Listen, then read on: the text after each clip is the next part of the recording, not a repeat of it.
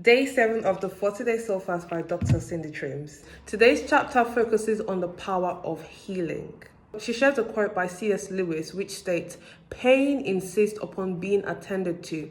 God whispers to us in our pleasures, speaks in our consciences, but shouts in our pain. It is his megaphone to rouse a deaf world." Have you ever thought that you have forgiven someone, moved on from a situation, let go of an offense, and then something happens that brings to memory that event and you get triggered and all the old feelings of pain, hurt, rejection, everything just keeps rushing back.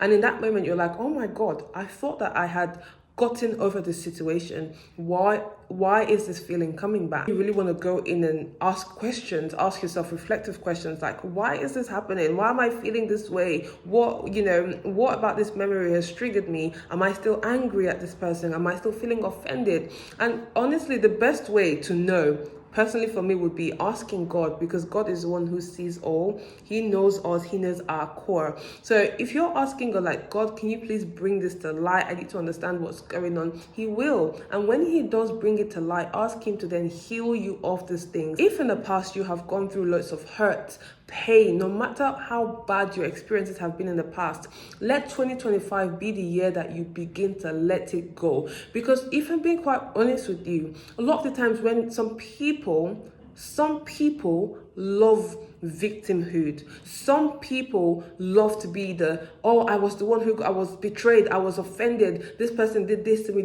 some people just love to be in a victim-minded state. And hey, I'm not saying you shouldn't have compassion on yourself when certain things happen, but victim-mindedness is not the way to go. You have to take responsibility. Did you entertain someone that you know wasn't good for you?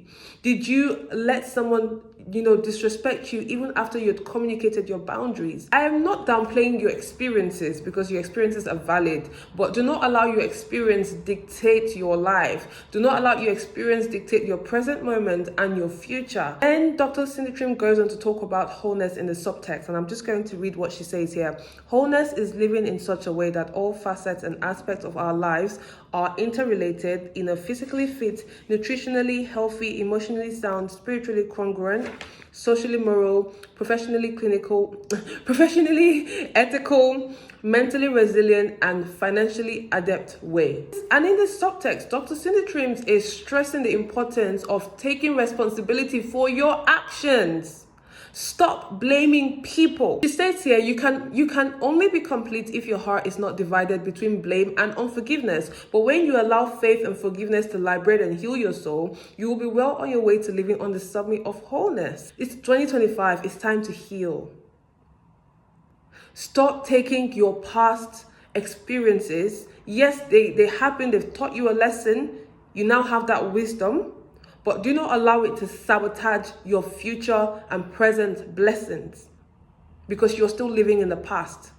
God has taken you out of Egypt, yet you're still in Egypt in your mind. She goes on to say that people who are whole do not need validation from anybody. People who are whole are not codependent. Some days you might feel whole and some days you might not. But I think what matters the most is taking that one step every day, one step at a time. Let the aim be that my today is better than yesterday. Let the aim be that whatever actions I did yesterday, today has to be better. If you're depending on people to give you validation, when they're not there to give you the validation, what would you do? Would you faint? Would you die? The only person you need validation is from God. God should be your source of validation. God should be your source of validation, not human beings. They can change anytime.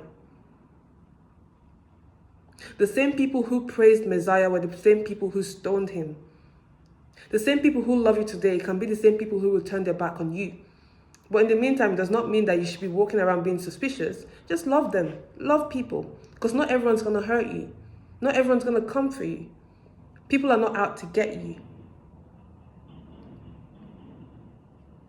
So in 2025, let's be whole so that we can have healthy relationships with ourselves, with our family members, with our friends, with our colleagues. Thank you so much for tuning in to day 7. I will see you in day 8. Bye.